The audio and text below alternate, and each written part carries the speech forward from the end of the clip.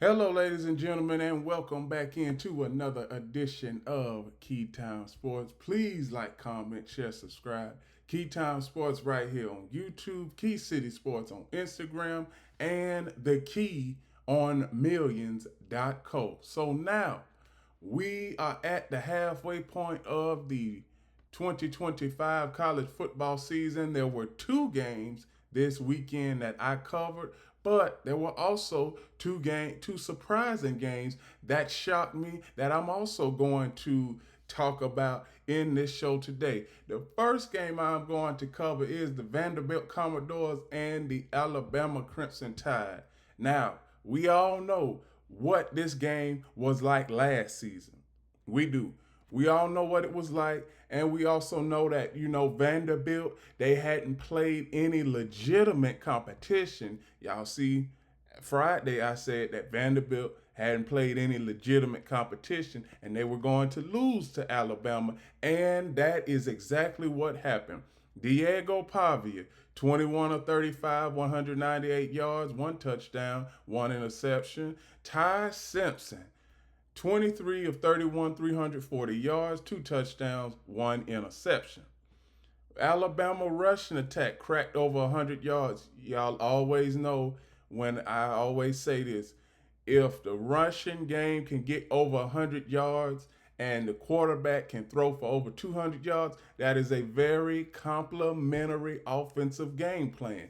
And for the running backs for the Commodores, they also had over 100 yards, but the game in the first half, it was just, it really was just, a slow, methodical ball control. That's what Vanderbilt played with, ball control.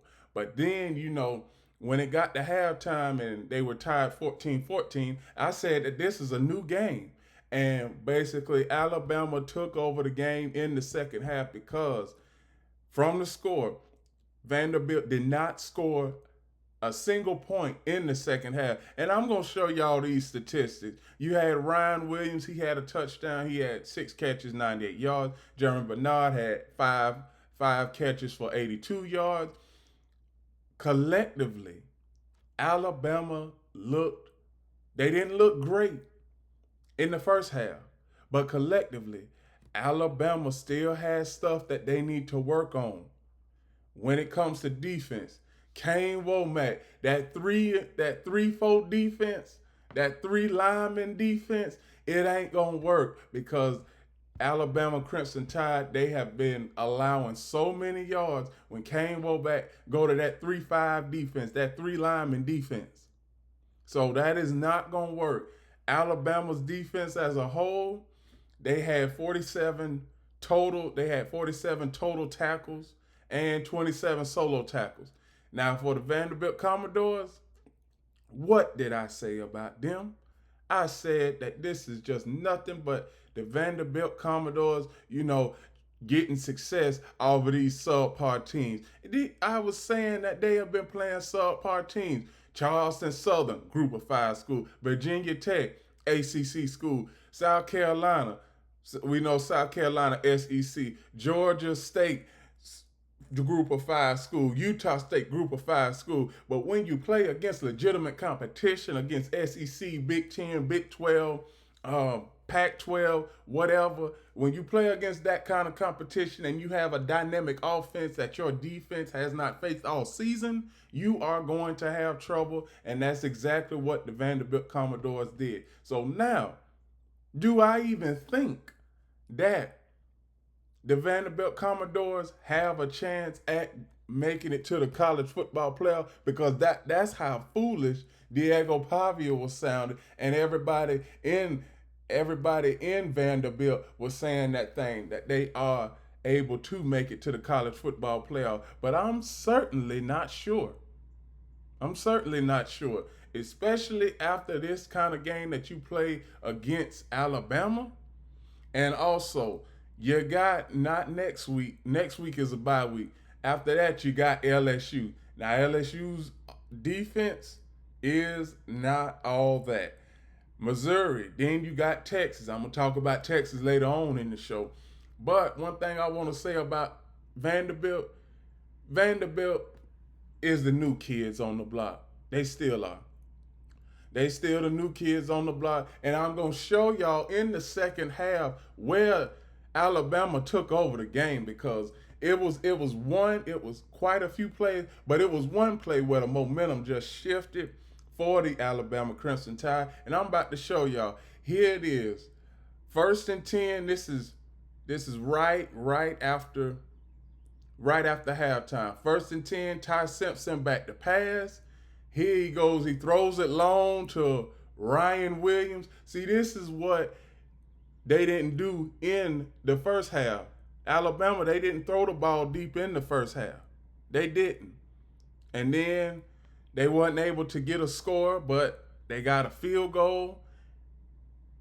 And then all of a sudden you see where Vanderbilt, they didn't have anything. You see that right there. They didn't have anything. Diego Pavia, they neutralized him because that was a 31. I was already talking about the Alabama defense. They ain't going to have to stop Vanderbilt on 3rd and shorts. And they did that. That's one. Here go Ty Simpson back to pass again. Ty Simpson, he had a great day. Outside of the interception, he had a great day. There go Jeremy Bernard. Now, one thing about it is they started to take over. It was just Alabama. They started, kicking field goals. You had Diego Pavia. He threw an interception right there. He threw an interception. And then all of a sudden, that's where the bottom started to fall out the barrel for the Vanderbilt Commodores.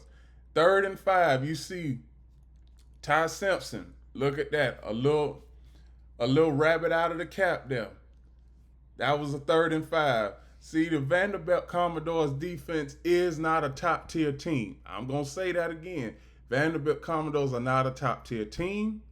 This is the second time in 80 years that they have been ranked consistently after 5 weeks of the college football season. So you're playing against Alabama. What did you expect? You think that Vanderbilt was going to go into Alabama in the Tuscaloosa and get them a win?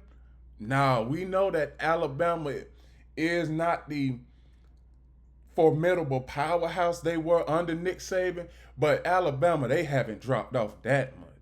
I ain't even going to let nobody say that. They haven't dropped off that much. So that's all in all, this was a very entertaining game. This is what Alabama needed. And then here's the last 2 minutes of the game. There's a flag. And then we get to the point where the defense, Alabama defense, is starting to take over. 3rd and 21. Alabama's defense is coming at Diego Pavia. They don't get to him, but they get that's the one interception. I thought that was going to be an interception, but he ended up dropping it. So 4th and 21, last play of the game. You see Diego Pavia. And that was that. Now, one thing about Diego Pavia is if you stop him from running the ball, you have him, because you are forcing him to beat the opponent with his arm. And we know that he likes to get out the pocket and run. Now, he can throw his way to a victory, but he's usually one of them quarterbacks that likes to get out of the pocket and run. But that did not happen. So, Alabama, you did what you were supposed to do. Vanderbilt, go back to the drawing board and get ready for LSU. The next game I'm going to cover is the Miami Hurricanes and the Florida State Seminoles. This was one game that I had circled on my calendar at the start of the season, especially after the first week of the season, where both the Miami Hurricanes and the Florida State Seminoles were ranked. Now, for the ACC championship.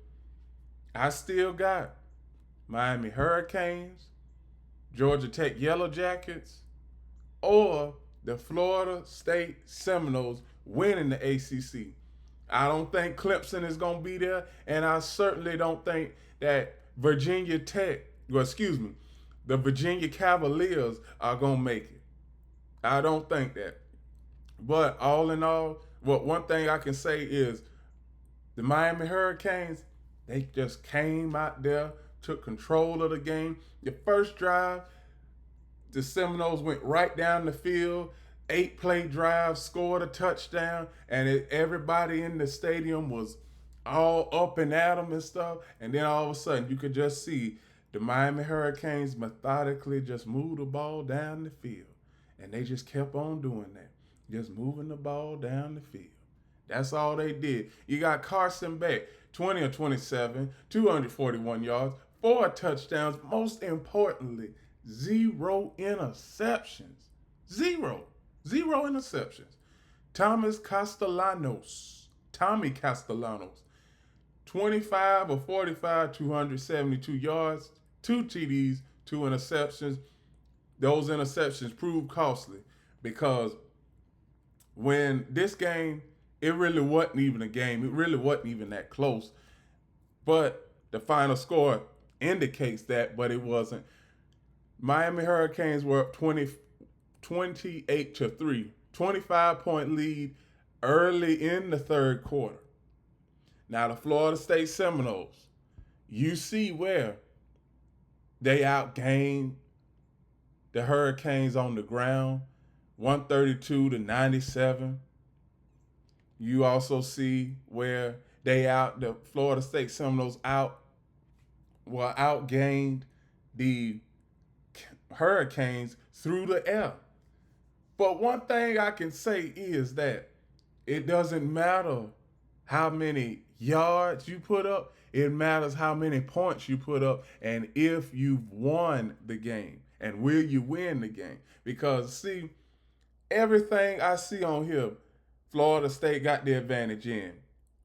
Passing yards, rushing yards, defensively. Also, when it comes to, turnovers, they had 3 turnovers. That was the game right there. Now, I'm going to tell y'all where the momentum shifted was early in the second quarter. Y'all see this? 3rd and 5. 3rd and 5 for the Florida State Seminoles. This is where the momentum shifted because earlier that quarter, the Miami Hurricanes, they scored a touchdown. As you can see, it's 7-3 right here. Then you see Castellanos, he goes back to pass, able to get a first down on 3rd down. See, this drive, it was all good, but he threw an interception, I believe, the next play on this. Now, we see where now, 4th and 8. 4th and 8, so Florida State, they don't really know what to do here, and then they'll go to interception. And that is where the momentum of this game changed. Because after the Miami Hurricanes got that turnover, it was all she wrote. Because you see here's the next play where Carson Beck goes back to Malachi Tony for a 50-yard touchdown, and it was 14-3. And the Hurricanes, they pretty much couldn't do nothing wrong then.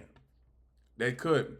So now we get to the point late in the second quarter where the Seminoles, they could have gotten a touchdown, but we all know that the Miami Hurricanes got one of the best defenses in college football.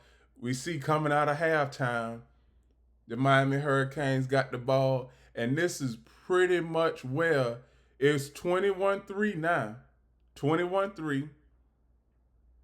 And we look at this and we see what can the Florida State Seminoles do? Now they gonna need more than just Castellanos running. They gonna need to put the ball in the end zone. Now, one thing I can say is Florida State has fallen out of the rankings. Well, excuse me, Florida State is 25th now in the rankings.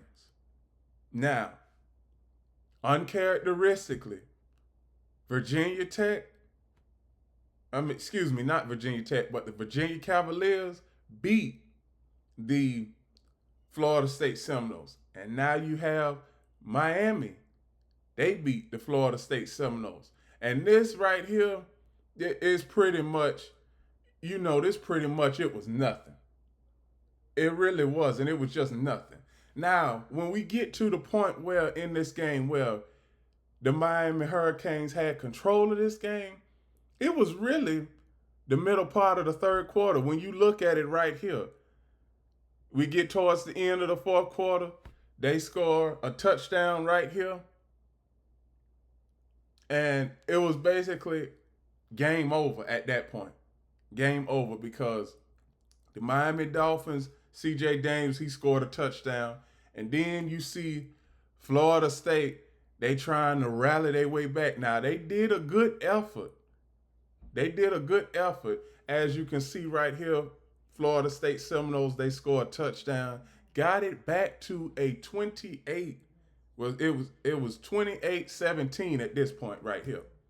28-17.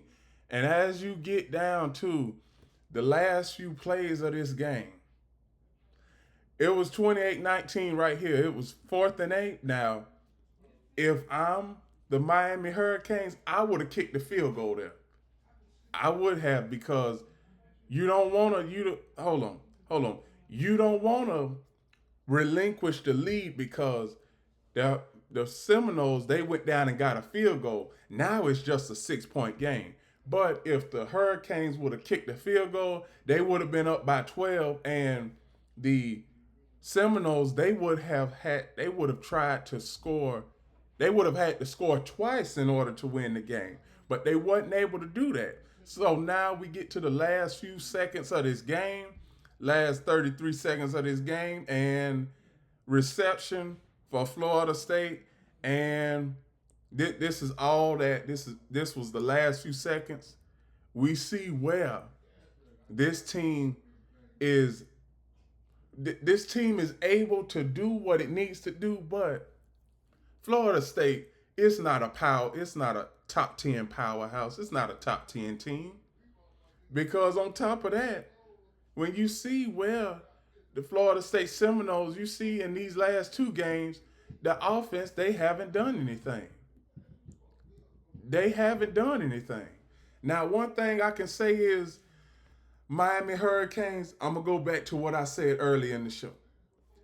The Miami Hurricanes, ACC championship contenders. Florida State, even though they lost, ACC championship contenders. Georgia Tech, ACC championship contenders. Now, Miami is number 2 in the current rankings. They are a powerhouse now.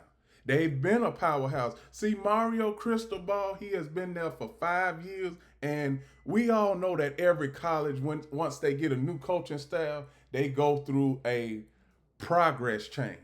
They do. They go through a progress change, and Miami, in the last 3 years, they have been building up to this. Now, those are the 2 games that I covered. But there is 2 games that were surprising. And I'm going to just say something right here. I'm going to go to Penn State and UCLA. James Franklin.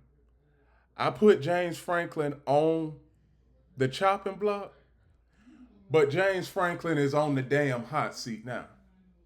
James Franklin is on the hot seat because this is a true story right here. And before the UCLA game, James Franklin said that his coaching staff was looking at game film that the UCLA Bruins played when Maurice Jones-Drew was there. That was 20 years ago, James Franklin. Now, James Franklin, we already know that he's not a good coach when it comes to top 10 competition. He's 4-21 against top 10 competition. He is 0-16 against top 5 competition since 2016. And also, a team that is top 5, he has never won a top 5 matchup ever. Ever. Now, one thing I can say about the Penn State Nittany Lions, you don't know what you're going to get from the Penn State Nittany Lions. And one thing about the Penn State Nittany Lions, I keep on hearing them talking about, oh, we a championship team. This is that and everything like this. Penn State hasn't won a championship since 1988. So I want y'all to, I want the Penn State fans to stop saying that they got a championship team year in and year out, because James Franklin is not an average coach. He is a below average coach that has a losing record and can't win the big game for nothing. Oregon, he lost. Ohio State, he lost. See, this is one thing. When it comes to coaches like this, I don't like coaches like this. Now, James Franklin, he is a good coach, but when it comes to playing against top-notch competition, he's lost. When it comes to playing against group of 5 schools, he can blow group of 5 schools out the water. But it's something when you play against teams like Ohio State, Notre Dame, Oregon, Georgia, or whoever. You are not able to win the big games. You are not able to win the games that matters. Now, if I'm a head coach, no, I'm not even going to say that. If I'm the athletic director for the Penn State Nittany Lions, I'm looking at James Franklin right now, and I'm saying to myself, I'm like, James Franklin, he is not the right type of coach.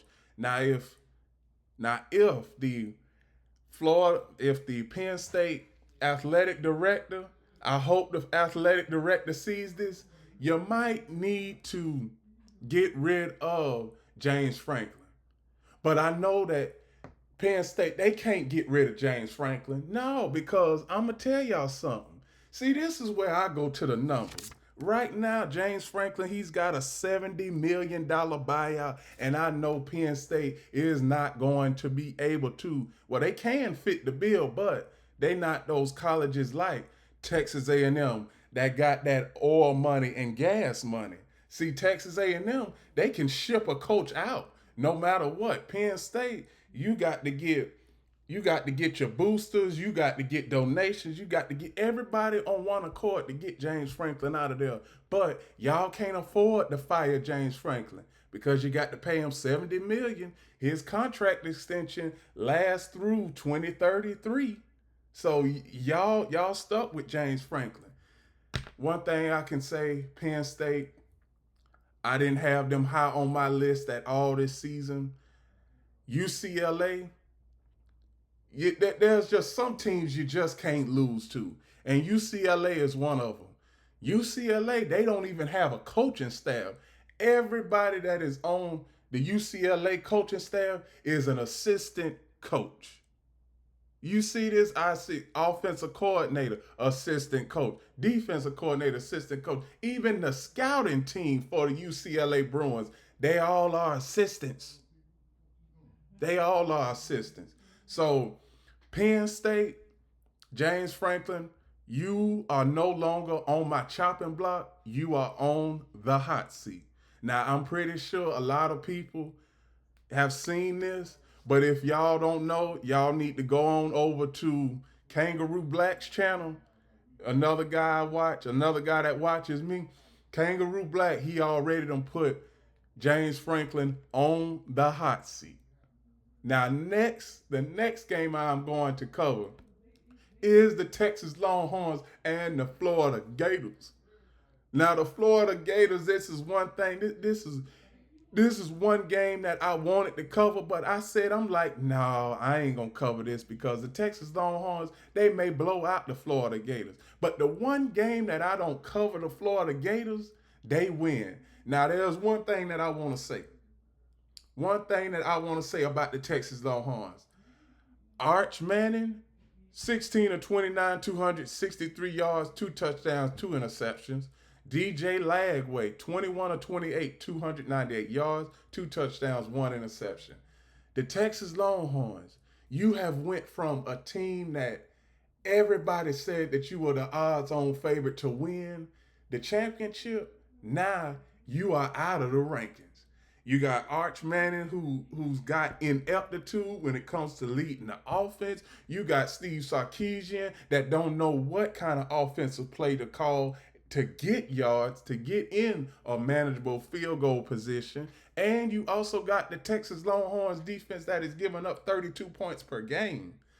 How is that a championship caliber team if you're giving up 32 points per game and on average you are giving up over 400 yards of offense? The Florida Gators, the most anemic offense in college football, was able to put up almost 500 yards on the Texas Longhorns Saturday. Now, the Texas Longhorns, Steve Sarkisian, hey, he's a good offensive mastermind, but it's been tough for him this season because Ohio State, your offense didn't get it in the gear. Then you win against Group of Five schools for the last 3 weeks. Then you play against SEC competition against the Florida Gators, I might add you. The Florida Gators, reportedly, the boosters for the Florida Gators, they don't know what they want to do with Billy Napier. Now, I've been trying to give Billy Napier the benefit of the doubt, but he needs to have more wins like this in order to keep his job. He do. He needs to have more wins like this. But all in all, this was a surprise in college football. And I'm going to tell y'all the team statistics. Third down efficiency. Texas Longhorns was 3 of 11 on third down. Florida Gators, 7 of 14 on third down. Total yards, 457 for the Gators. Total yards for the Texas Longhorns, 341. One thing that I can say about the Texas Longhorns is, are the Texas Longhorns really a team that we should be focused on? I mean, really. Is there a team, the Texas Longhorns? Now you already see that the Texas Longhorns aren't ranked. Preseason polls don't matter. Preseason polls don't matter because you see that also Penn State is not on this list. Now, I already told y'all how I feel about Penn State. They ain't did nothing. Texas, they haven't did nothing in 20 years. Last time they won a championship, Texas, 2005. So you got Penn State and the Texas Longhorns out of the rankings. Now, I can tell you one thing about this list, I don't have no problem with it because Ohio State has handled their business. Miami has handled their business. Oregon has handled their business. Texas A&M, I like what Mike Elko is doing. Oklahoma, they have handled their business. The top 7 teams in the college football rankings right now are all 5-0. I have no problem with that. But I do have a problem with Georgia Tech. Now they are 5-0 too. But the way that Georgia Tech has won, it's not sustainable. The Tennessee Volunteers, they lost to Georgia. That's the only blemish that they have on their record. Illinois, I don't understand why Illinois is still ranked because they got their doors blown off versus Indiana. Vanderbilt, I wonder why they still ranked because really they didn't get blown out versus Alabama, but we were expecting a closer game. And then you have Memphis, South Florida, and Florida State. Now, Florida State, they shouldn't even be ranked because if you don't take the fourth quarter into consideration, just the first 3 quarters, Miami had that game won after the first 3 quarters. Now, here is the current top 25 list. there's going to be somebody on this list that loses this coming week, because you got Oregon and Indiana to play. And you also have two more ranked matchups. Ohio State, number 1 Ohio State versus number 17 Illinois. But I think Ohio State, they're going to beat the brakes off of Illinois. And then you have Alabama versus Missouri. Now, there's one thing that I can say about Missouri. Missouri, they got a good offense and a good defense. Kane Womack, get rid of that three linemen, that 3D lineman, 3 defensive lineman setup, because you have allowed so many yards on that one lineup. On it. So, all in all, college football week 6, half of the season is over with. Now we getting down to the nitty-gritty time, because in just a month and a half, well, December, the college football playoff schedule will be released. I believe the first week of December, the college football playoff schedule will be released, or the teams that we think are going to the college football playoff. Now, remember, everybody, it's a 12-team playoff. So there will be a 3-loss team to get into the playoffs. There will be. And with that, those are my reactions to college football week 6 of the 2025 college football season. Please like, comment, share, subscribe to Keytime Sports right here on YouTube, Key City Sports on Instagram, and the Key on Millions.co. And remember, everybody, go out there and achieve your goals. And remember, don't ask nobody for advice. Don't ask nobody for their opinions. Just go out there and do it. This is why I got this shirt on today. Just do it. And remember, the key is always on time.